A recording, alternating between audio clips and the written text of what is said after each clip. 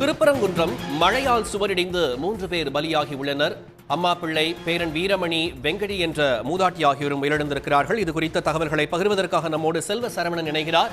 செல்வ சரவணன், என்ன நடந்தது? 3 பேர் உயிரிழந்ததாக செய்திகள் வெளிவந்திருக்கு, விவரங்கள் என்ன? மதுரை மாவட்டம் திருப்பரங்குன்றம் ஊராட்சி ஒன்றியத்திற்கு உட்பட்டது வளையங்குளம் கிராமம்.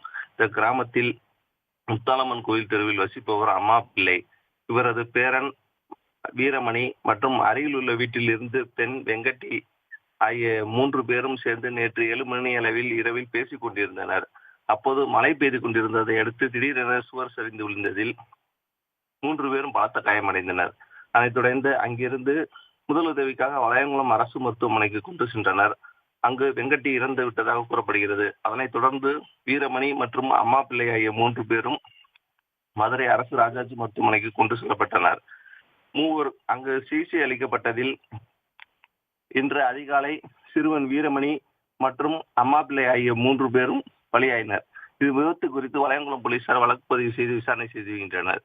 வளையங்குளம் பகுதியில் சுவரிடிந்து விழுந்ததில் 3 பேர் பலியானதில் பெரும் சோகத்தை ஏற்படுத்தியுள்ளது. செல்வசரவணன், விவரங்களுக்கு நன்றி. உடனுக்குடன் செய்திகளை தெரிந்து கொள்ள சன் நியூஸ் பெல் ஐகானை கிளிக் பண்ணுங்க.